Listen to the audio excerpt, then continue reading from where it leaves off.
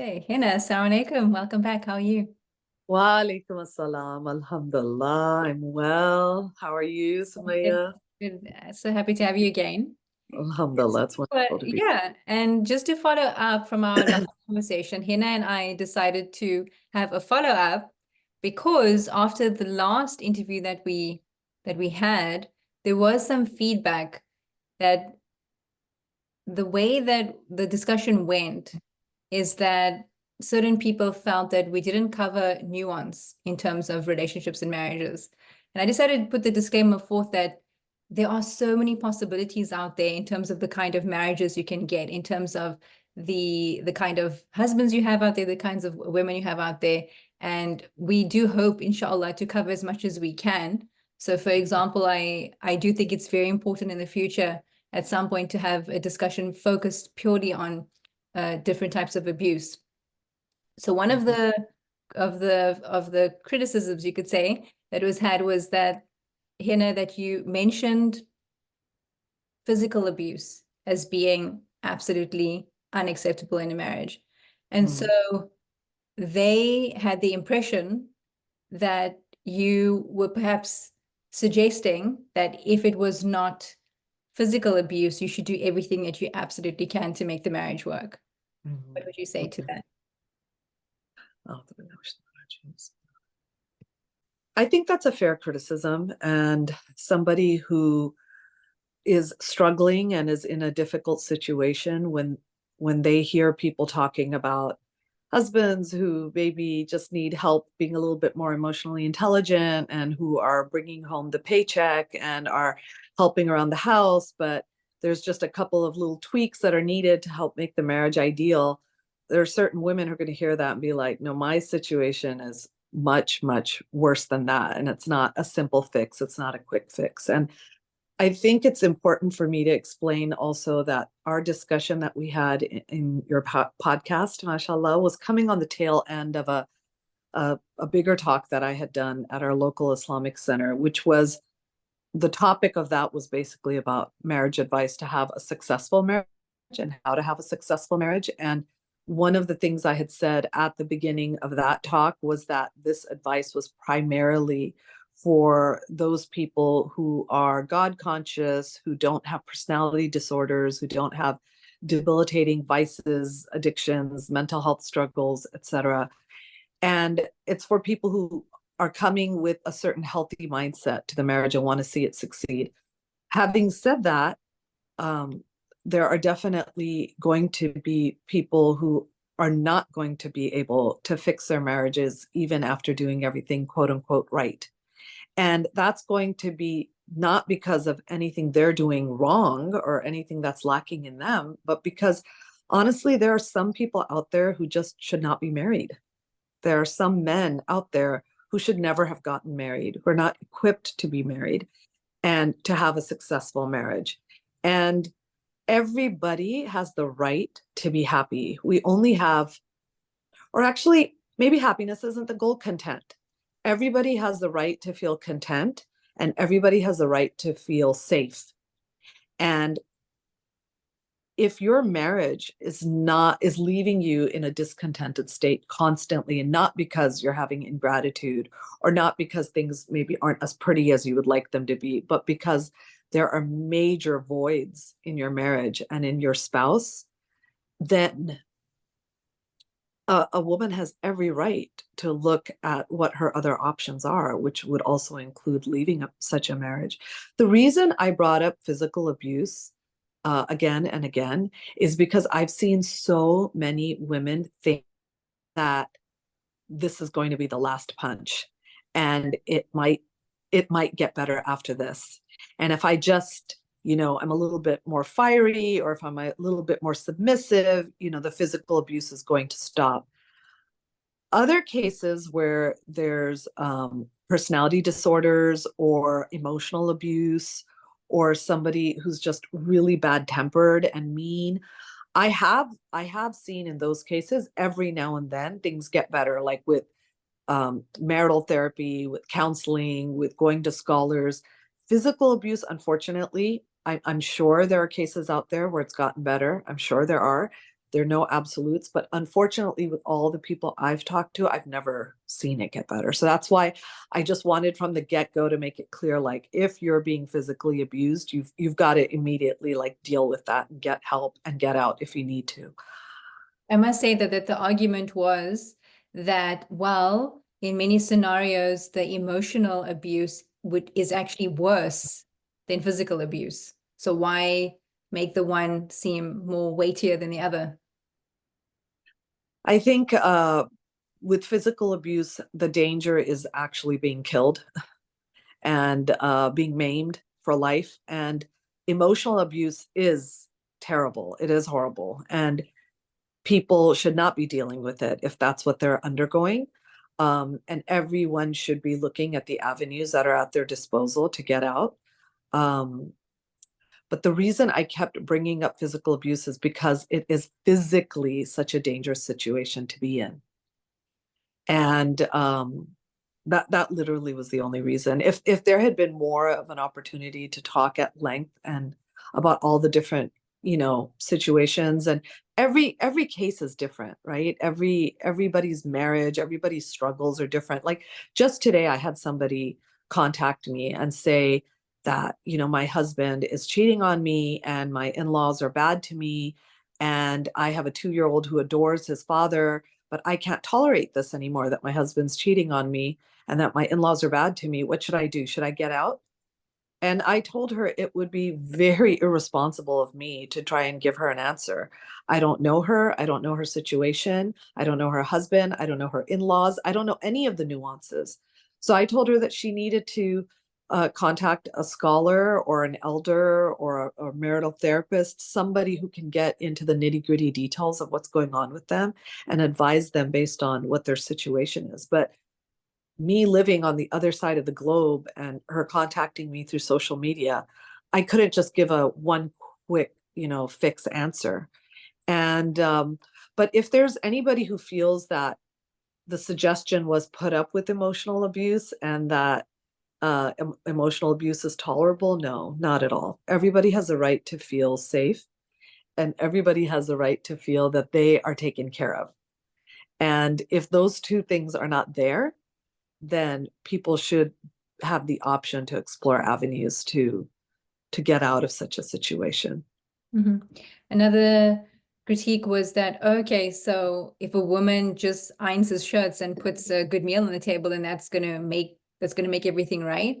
And they took issue to that because they said absolutely not, absolutely not. And they found that it was a very sort of archaic way of looking at marriages. Like, it's a very sort of, you could say, white 1950s way of looking at marriages rather than an Islamic paradigm. So yeah, that was the critique. I do understand that one of the most major problems in a marriage is a lack of connection. So a woman could iron all his shirts and have fabulous meals on the table, but if there's an inability for them to connect, like hearts connecting, it's still going to be a dire situation. If you would like to comment on anything. So the suggestion isn't that ironing shirts is going to fix everything. The suggestion is that these days, many people struggle with the love language of service, and it goes both ways. And it was a reminder that service is a very strong love language. And sometimes people need to see that you care about them and that you're looking out for them and that you're looking out for their needs. Ironing shirts could be just one example. Helping somebody fill out the tax forms can be another. Helping somebody change a flat tire could be another. Whatever it is, the idea is that you're looking at what somebody else needs help with and being there for them. And it goes both ways. But because the discussion was with women, that was one example that came up. And it was a very specific example of one person that I knew uh, quite a bit in detail about what they were struggling with in their marriage. And their marriage ended because they weren't able to serve. Whether you want to look at it as washing dishes or keeping a clean house or something deeper than that, the point was that their husband didn't feel that they were taken care of in their home. And whereas the wife was getting her needs met, she admitted all her needs were getting met, but the husband didn't feel that his needs were getting met. And so there are people who will walk away from a marriage if they don't feel their needs are getting met. And the society that we're in right now, the time that we're in, um, it's very nufsy. It's very me, me, me. And it's very about like, let me first do my self-care before I take care of anybody else. Let me make sure that I'm happy before I try to make anybody else happy. And Islamically, the way I see it and the way I've been taught and what I've seen succeed is that looking out for other people's happiness is what gives you happiness. And it was just, one angle of marriage, one way to look at it. People are free to take the advice or not. You can argue against it all you want, but you have to see, like, is what you're doing working? And if it's not, maybe there's another way to approach the situation. And as you said, it does apply to both genders, absolutely. But you were just giving advice to your sisters. Yeah, it doesn't mean that Exactly. are exempt from that advice. It's totally It, for them as well. Absolutely. And the number one thing I get asked when I give talks to women is, well, what about the men? Why isn't anybody saying anything to the men? Why aren't you talking to the men? That's not my job. I'm not out there to talk to men. I'm talking to sisters. I tweaked my talk on marriage that was on the internet recently to also apply to men because there were men in the audience, but that talk was primarily for women. It was a little awkward for me to give it actually because I'm not used to men hearing those insider tips on how to have a successful marriage from a woman's point of view. And I said, even from the beginning, men, don't be like, haha, you need to listen to this lady. And the women to be like, why are you only talking to us? We tend to always look at what the other person should be doing for me Mhm. rather than, okay, what tools can I use to make this situation better? And that's all the advice Right, was by being self-reflective. And in addition to that, when you were talking about the self-care, I think it's a very fine balance because I hear what you're saying that we live in a very nafsani ana me type of a culture, and there's beauty and there's merit in serving the other, but there's a fine balance. I just recently interviewed somebody else, and she was saying that in her first marriage, that actually it ended because she was actually sacrificing her own needs too much. Mm, She was raised with the cultural belief that this is what love is. Love is like actually putting down the things that make you feel satisfied and happy, and you just serve whatever it is that your husband wants, whatever it is that your in-laws want. And at the end of the day, she just realized, like looking into the mirror, that who am I? Like I don't even know. And she said that that's not what she believes that what Allah wants from her. So I think it's a very fine balance of taking yeah, care of oneself,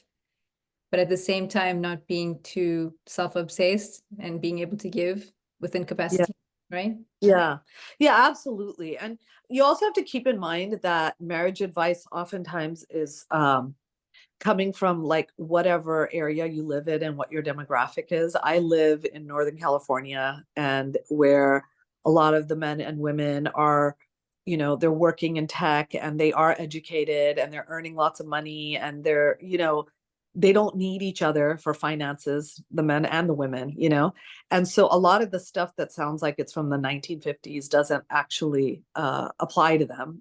That most of the time they've hired somebody to like do the cooking and the cleaning and the ironing. However, it's interesting that I once gave this talk to, I found out about this later from somebody who was at that talk, and they were a bunch of very successful tech women. And one of the attendees told me later, Hina, you don't know what a controversy you caused by giving that talk, the marriage advice talk. She said, after you left, the women just kind of went into two camps and there was like a big debate going on. And one group of women were like, this woman's so old fashioned. She has old fashioned views about marriage. And, I don't think I need to be serving my husband the way she was, suggesting or advising. And the other group were like, it gave me some food for thought for like what hasn't been working in my marriage and what I can do to improve. But the lady who told me about this, she said that she just turned to the women who were disagreeing and she said, just be really honest with me. Are your marriages working? Like with what you're doing right now? Are you guys happy? Are your marriages working? And she said it was a very awkward silence. Now, I'm not going to assume or put out there that if their marriages aren't working because they're not listening to my advice, but what I will say is that sometimes advice that hurts the nuffs and stings is the one that's worth trying. You just never know. And but most of us, and I include myself in this camp, most of us have a really hard time being told that maybe there's something more we could be doing. And I find personally, the way I find the advice that helps the most is when you talk about, come on, ladies, here's what we can do, rather than, yeah, everybody else is a mess, the whole world is a mess, just, give up or get out. However, if we're having a talk, if we're having a specific talk, like you said, about emotional abuse in marriages or personality disorders in marriages, that's a whole other discussion. And yeah, you'll see a lot more, I guess, compassion and sympathy and understanding that people want to see. Absolutely. Some people think that if I just cook a good meal, or if I iron the clothes, or if I do the laundry or clean the house, that that's supposed to fix my marriage, or that's what's going to give my husband a happy marriage and give me a happy marriage. But that's not necessarily the case. It's really about what you each are bringing to the table in order to build your home together, and to feel that what you're doing has value. And sometimes some of the stuff we do that has value that we bring to the marriage can feel like drudgery, it can feel like work, but it doesn't always have to be that way. It can also be an opportunity for you to become close to your spouse when you work together. Like sometimes my husband and I, we have some really good conversations while we're folding bed sheets together. And it takes a while because we have quite a few beds that the bed sheets get washed, and we stand there folding the sheets together. But we're moving in, moving out together, and it's just, there's like a rhythm to the chore, and it's spending time together. But to look at it as an opportunity to spend time together, rather than, oh, it's just this household task that I've got to take care of, like in order to make things function around here. One thing I'll say is that there's nothing in our deen that says that the wife has to cook, right? And for many of us, cooking is not our thing. I know three very happy couples where the husband does all the cooking, the wife doesn't. She doesn't even know how to cook. It's the husband's in charge of the kitchen. Um, However, it is a good idea to, just as an act of service, again, showing that you're looking out for your spouse, to maybe learn one or two of his favorite dishes and make it for him. Or even if maybe cooking's not your thing, baking's your thing, learning how to, bake something that's special for him and doing it for him, showing that this is, something I know you appreciate. So it's my gift to you. But more than just learning one or two dishes and doing that for your spouse, I've found that cooking together in the kitchen can be a fun experience. If my husband doesn't necessarily know how to cook, but he's good at chopping. And so sometimes in the kitchen, he'll chop up onions and tomatoes and whatnot for me while I'm cooking. And we end up having some good conversations while working side by side. And unfortunately, so many people look at cooking as like, oh, yeah, that's the wife's job. And it's going to be emasculating if the husband gets in the kitchen and does anything. But that really doesn't have to be the case. It can be looked at as a really nice couple activity, that can be good for your marriage, for you to be working side by side in the kitchen and talking while you're working and producing good food, inshallah. Yeah, I agree. Hina, what would you say to people who are struggling with toxic in-laws? Toxic in-laws. Oh, that's a tough one. That's a really tough one. So much of marriage is not even about your dealings with one another, husband and wife, but dealing with the people around you. And for a lot of people, their marriages can be adversely affected by toxic in-laws, and sometimes even by your own family members who are putting thoughts into your head about what needs to be improved or what isn't going well, when you yourself might actually be content, or would have an opportunity to be content if people weren't putting thoughts into your head. Um, my advice for toxic in-laws is to get on the same page with your spouse and be very clear about boundaries, and to draw boundaries about what people are allowed to advise you about and when and where and how. Um, I would not get in between my husband and his parents having to deal with an issue amongst themselves. That's their business. Um, but I would expect that my husband would have my back when my in-laws are maybe critical of me. You know, spouses have to be veils for each other, but that's not the situation for everybody. And people need training in this. And that's why I really think premarital counseling is really important, because even if you can't go to a marital therapist, even to work through a book that gives advice about how to deal with different types of situations, like the 7 Principles for Making Marriage Work by Dr. John Gottman. um, it's important to educate yourself on how to draw boundaries and how to work together as a team, and to realize that a lot of your struggles at certain times are going to come from other people, aren't necessarily going to come from each other. So the husband and wife have to make each other the top priority when, especially in the early years of the marriage. I think that's the key thing, though, is that they have to be on the same page. They have to be a team. And if they are not, then Hina, would you say that it's not going to be a successful situation? Yeah, it's going to, if they're not on the same page, usually the wife will be just wallowing in misery Mhm. and going into depression. It's very depressing to feel like nobody understands you, nobody gets you, and you can't do anything right, and everyone's out, against you. And there are many women who live in those situations, and it's not fair. Women have the right to feel safe, and the women have the right to feel that their husbands have their backs. And so when it comes to dealing with toxic in-laws, that's one situation where really, yeah, you do have to talk to the spouse.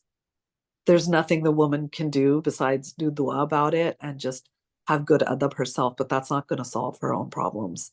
And from a religious perspective, she's not compelled to even associate with the in-laws. Of course, that would be great and Yeah, a healthy situation, but the yeah, obligation that the husband has over his parents, she doesn't have those same yeah. obligations. That's why it's so important to have boundaries. And many times you'll see that, especially even in later years of marriage, like when a couple's been married like 20, 30, 40 years, and in-laws are still around, and you see that the wife isn't necessarily that close to her in-laws.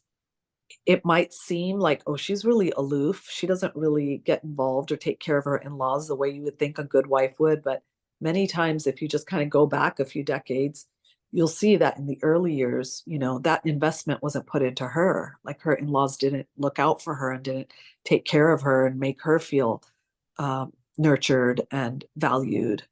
So then in the old age, they're not seeing it come back to them either. And then you have certain women who complain that, what do I do because my spouse is just not religious or practicing enough? This is probably the most common issue that comes up. Probably the most common complaint that women have about their husbands is, what do I do? My husband isn't religious. How do I draw him closer to Allah? And I'll tell you what doesn't work. Nagging doesn't work. 100%. It doesn't work at all.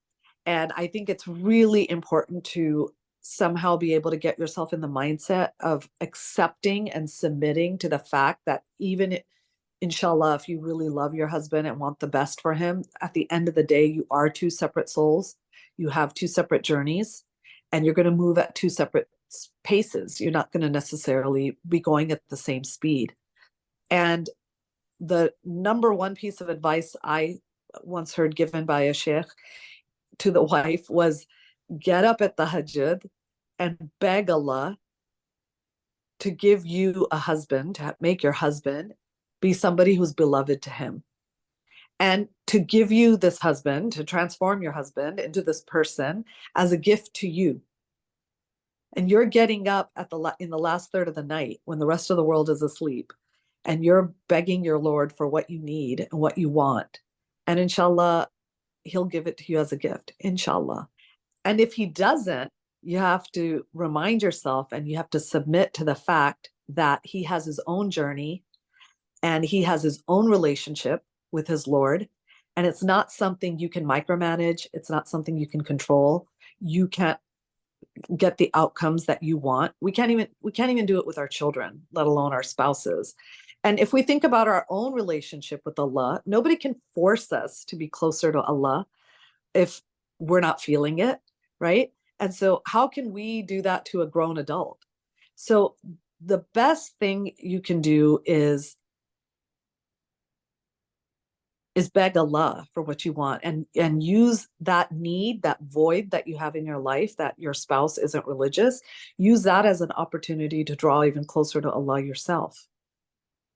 I do want to share something. So a Uh-huh. very dear friend of mine who has recently passed, rahimahullah, she was so devout. Like she would wake up with tahajjud every morning, stay up until the sun came up, then do duha and her nawafil, read Quran every day, study, teach.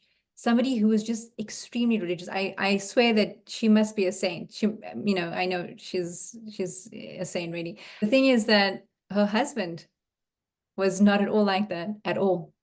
And Uh-huh. I said, but doesn't it bother you when he doesn't wake up for Fajr? And she said, Sumaya, it used to really bother me. But with all of her self-development and growth, she just dropped all expectations completely. And she focused on all of his good qualities and she celebrated. They had a very beautiful relationship, Uh-huh. but she was so self-assured. And she said, now when I wake up for Fajr, it doesn't bother me. And it's not like, oh, let me wake up so I can demonstrate what Yeah. Muslim I am, so I can teach him what it's like to Yeah. be, that under thing. She Yeah. just let go all expectations. And she said, I am genuinely grateful for my husband. Like he is Uh-huh. beautiful.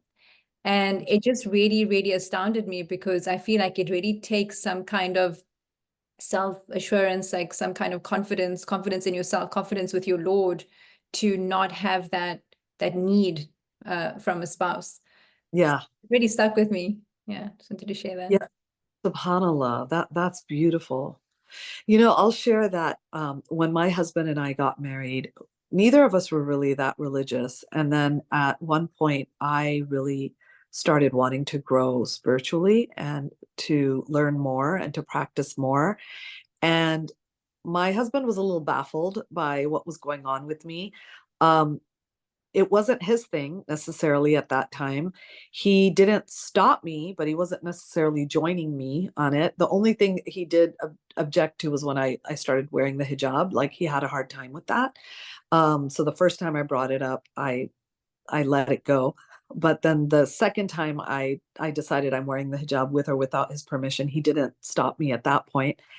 And a little while ago, but he's a completely different person now, mashallah. He's much more pious, much more practicing, much more spiritual than I am. He inspires me in so many ways, mashallah. And 30 years ago, I could never have predicted the changes that I would be blessed to be able to witness in him. However, he was interviewed for a podcast, and the interviewer asked him, what was it that caused you to change when you and your wife were on such different pages at that time? And I didn't know what it was that happened for him, but I was really fascinated with his response, because what he told the interviewer was, he said, my wife was gentle with me and she didn't nag me, but she loved practicing the deen herself. And I saw that Islam worked. Like I saw the contentment and the peace and the good way of living and the good life that the deen gives you. And he said the attitude of my spouse was kind of like, hey, I want you over here with me because this is a good place to be, not you have to come here, you're going to burn in hell if you don't. Like, it wasn't that kind of attitude. It was more like, this is so beautiful. You've got to experience this, mashallah. So alhamdulillah, ultimately it's a mercy of Allah. It's a blessing from him. It's one of many blessings. And if you end up being blessed with a spouse who's a believer and practices and has an Islamic way of thinking, you'll benefit in many ways. And inshallah, it's something to ask your Lord for. And it's something to develop your own relationship with Allah about by asking for what you need. Mm-hmm. Now, what would you say to a lady who says, this is man who wants to marry me, I think is really lovely. He is not stopping me from practicing, but he is not really practicing himself. Yeah, that's interesting because that was my situation. And sometimes I think if somebody were to come to me today and give me a description of what my husband was 30 years ago and say, I'm thinking of marrying this guy, I think my knee-jerk reaction would be run the other way, like, he's not pious enough or he's not practicing enough. I think what my situation has shown me that is that ultimately marriage is a gamble. Um, it is our parents' duas that help us. Really, really rely on your parents to pray for you, inshallah, those of us who are blessed with parents. But the key thing, well, one thing I'll tell you that a female scholar told me, and it always stuck with me. She said, many times I have women come to me and they say, I have these two proposals, two men who are, asking for my hand. And I don't know why it has to be so binary, but honestly, these are the situations she's seen. And she said, on one hand, I've got a guy who prays 5 times a day and is pious and has a long beard and goes to the masjid and has a misbah in his hand all the time. And, I'm really inspired by how he practices his deen, but he's really short-tempered and he doesn't really help around the house that much. And he's not that considerate. And on the other hand, I have this guy who he's really nice to my parents and he's good with children and he's kind and he asks me, what he can do to help, but he's not very practicing. He's not, he doesn't really know his fiqh. What do I do? And the female scholar said that believe it or not, I tell them to go for the one who's not that religious.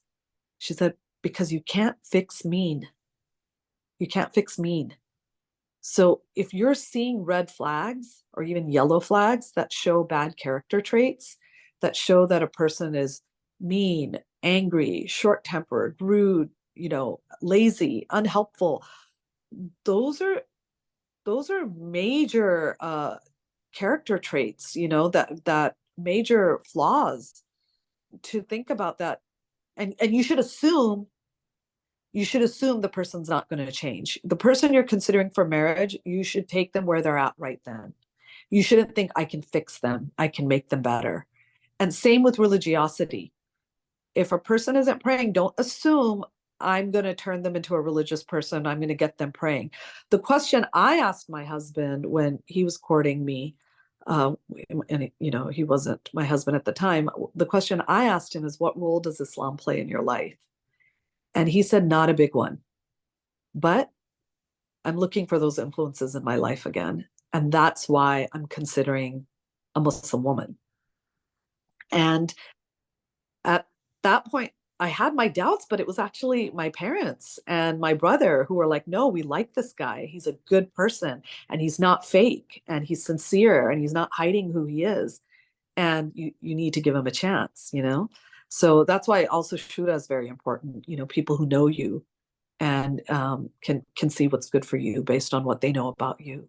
Yeah, So mashallah. I mean, you're so blessed, mashallah. I must add though that to just reiterate that marriage is a risk. You can go for premarital counseling, get your parents involved, ask all the right questions. The person might have very lofty niyat about how he wants to progress in his life, etc., etc. And at the end of the day, it still might not work out. And that's the whole thing, is that you just don't know what you're going to get.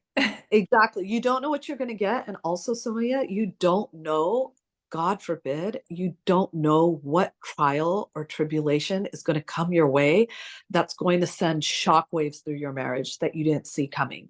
Like maybe everything was fine in your marriage and everything was going perfectly, but then a sibling gets divorced or a parent gets sick or somebody loses a job and now there's financial issues or there's infertility issues or a child has major scandal in the community. You don't know what kind of test or trial might come your way that's going to shake up your marriage, God forbid, right? You might have a child born with special needs and before you had these challenges in your life, you and your husband were fine. But the second a challenge like that came up, all of a sudden you're seeing a different side of each other. So you pray that you can weather all the storms together, inshallah, and that the best in you is going to come out. But you're right, marriage is a gamble. And the person you're marrying right now may not be the same person 30 years from now. The prayer is that you grow together and that you're happy with the growth you see in each other and that you help each other become better people. So many people say, oh, don't let marriage change you, when friends are getting married, don't let marriage change you. But no, marriage should change you, but it should change you for the better, inshallah. So you want to look for that inshallah, we're helping each other be better people and bringing up to one another. Lastly, what would you say when women ask, well, how do I cultivate more romance and love and passion in my marriage? Am I allowed to say the word passion or no? um, Marriage, just like any other blessing, can get stale and it can get boring and you can start to take it for granted. And the Prophet sallallahu alaihi wasallam, he encouraged us to do these little intimate gestures of love and affection, right? Like feeding each other from the same plate and using sweet words and being physically affectionate with one another. That's important, obviously, to utilize all that. The other thing I would say that is important in marriage that many of us can get comfortable with, and this is a reminder first and foremost to myself, it's something that a female scholar, I like the language she used. She said, marriage should have just a whisper of formality, meaning, yeah, you want to be really close to your husband, obviously, and you want him to know everything about you and you want to know everything about him, but there's some things that should still remain a mystery. And it's nice when marriage can be this one long dating experience, if I can use those words, where you're presenting your best selves to each other. Because that's what we do in the courtship period, right? That's what people do when they're dating. They smell good. Their personal hygiene is on top. Um, they look good, and they're on their best behavior, their best manners. Obviously, you're going to relax and you're going to see each other's real sides when you're in marriage. But the whisper of formality, things like leaving an air of mystery in your marriage, like where you aren't picking your nose in front of each other. You're not passing gas in front of each other. You're not belching. You're not using the restroom in front of each other. Like there's some things that stay mysterious, and so that you are elegant to each other, right? So I think that's one thing that's important. Having a date night, having time set aside for you and your spouse. It doesn't have to be exactly a date night, but it should be something that's very special to you and your spouse, and nobody else can get in the way of it. Not your parents, not your work, not your children. It's something that's just for you two, and then you jealously guard it.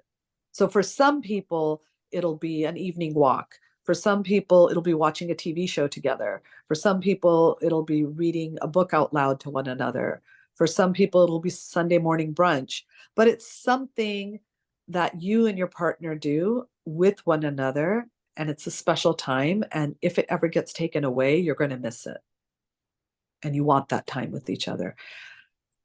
Checking in with each other regularly and spending that time together regularly is important to keep the affection and the romance there. I was also listening to a podcast about it is about neuroscience, about creating excitement in your life where it's good to have spaces. So I would imagine that it would be healthy to sometimes take a break from each other for a while, so that when you come and especially if both people work from home. Yeah. Oh, yeah.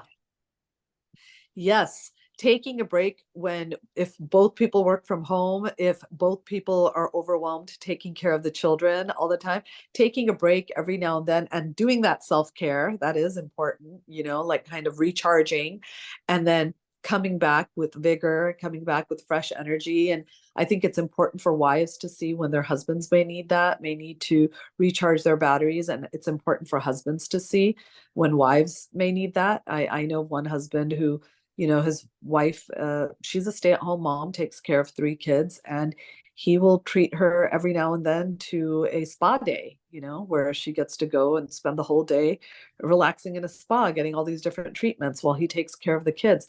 That's an emotionally intelligent husband, and that's a husband who's actually investing in himself when he does that, because he knows that a wife who's taken care of and feels valued and nurtured is going to bring more to the marriage, and ultimately he ends up benefiting. Mm-hmm. Thank you. And so Hina, do you have any words in closing? In closing, I guess what I would share is that marriage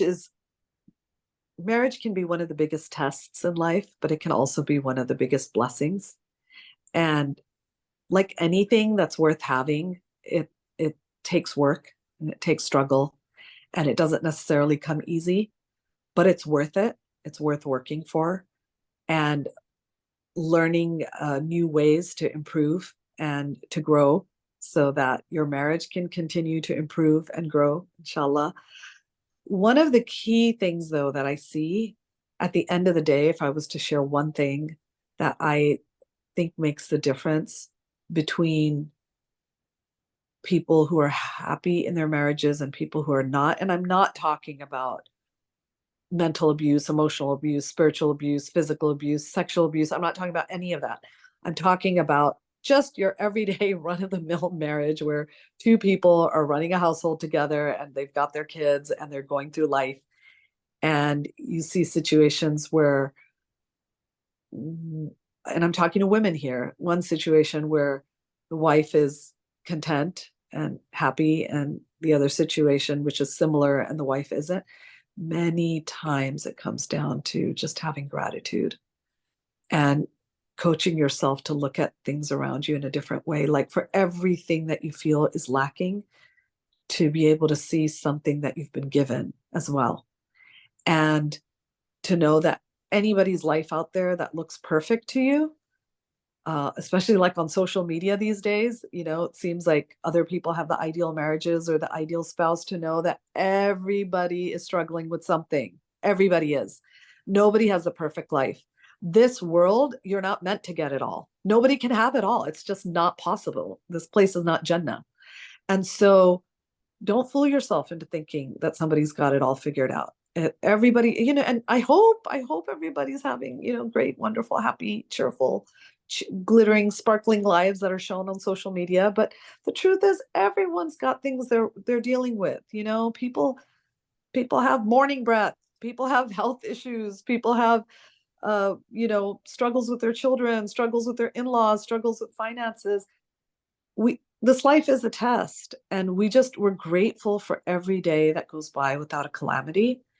And we're grateful for every day that Allah subhanahu wa ta'ala blesses us with in the company of our partner.